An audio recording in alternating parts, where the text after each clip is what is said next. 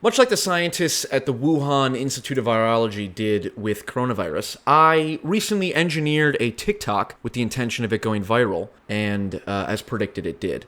And I'd like to share it with you now and explain why it went viral and what point I was trying to make with it. Everybody has a brand. Everybody is their own publicist. Everybody is worrying about their legacy. Everyone's being their own biographer. It's horrifying, but this is the problem with democracy. This is the problem with the free internet. I'm sorry, it shouldn't be this free. I think there should be regulation. I don't think you should be able to be on the internet freely until you're 18. And that's like, I guess I'm a Quaker, I don't care. I don't, it's like not okay. It really isn't. Pour me a drink and clear my schedule. I'm a FaceTime with my mom tonight. We're applying a capitalist whatever streamlining logic to literally our emotions and our souls. You make Snapchat. It's a service where a photo can disappear for 24 hours. What do you think kids are using that for? What do you think 12-year-olds are using for? You're creating a place to host child pornography. Basically. Period. Yeah. Sorry. No, it's... Bo Burnham advocating for restricting the internet until you're 18 sounds very right-wing or boomer or reactionary or however you want to characterize it, but I think it's worth ironing out. And just let me share with you a story. When I was probably around 12, I came across a subreddit called Watch People Die. And I sorted it by top posts of all time. And the number one post was a GIF of a young black man with his hands tied behind his back, I believe. And I remember him, he had a red shirt on, I think. And he was sort of like bouncing back and forth a little bit. And it was someone recording him, his head's here and they're recording him from here. And someone on video pulled out a shotgun and blew his head open. And I remember the red, his brain matter blowing up everywhere. And I was 12. And I don't think about that often. I don't think about whether it was traumatic or how it affected me.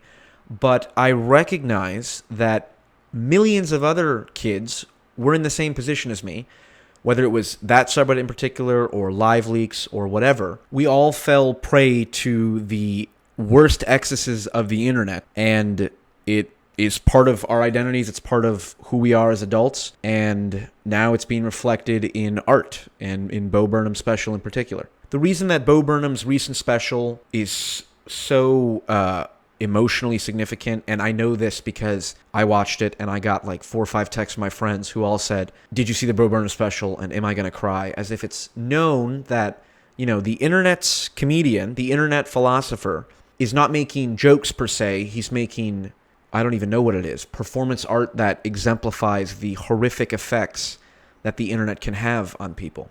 And I know that the internet is powerful. I'm using the internet to even make this message. But the reason that I made that TikTok and the reason that I think it went viral was because it captured a truth that everybody knows, but no one seems to do anything about. And that is that social media is probably the primary cause of the mental health crisis. And it contributes to the fact that we have friends who are on antidepressants or have anxiety or, in the worst cases, commit suicide. And we as a generation are very good at making jokes, like Bo Burnham is, but at a certain point, the jokes need to translate into action. And my primary concern, I guess, so to speak, is the mental health crisis and how every individual person watching this, when their lives are burdened by the effects of social media and the effects of constant political polarization and constant disinformation, all of that being fed to us, I think the negative effects of that accumulate, aggregate, and then play out all around us in all of the drama of society collapsing, which is basically what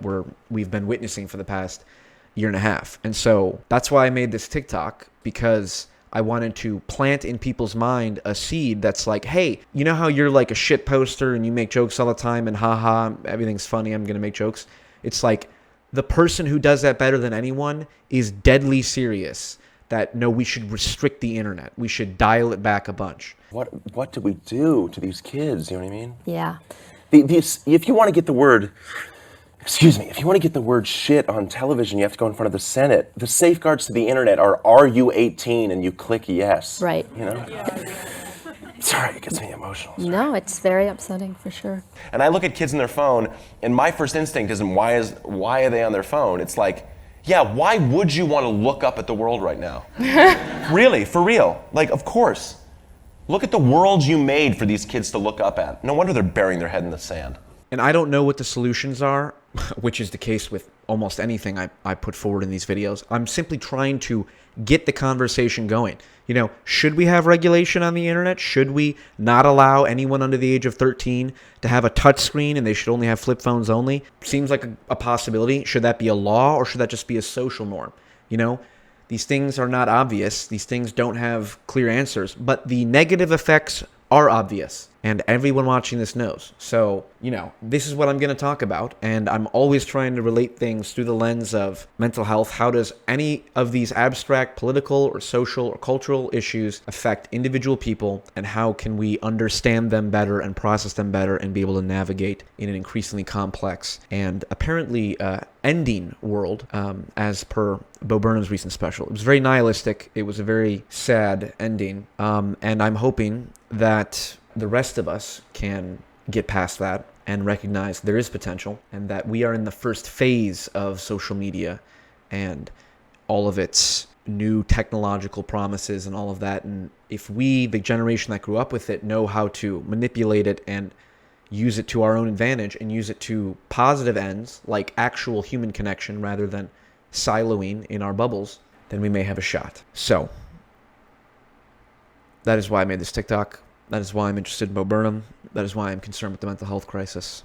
And I hope we all survive the next few decades. So good luck and Godspeed.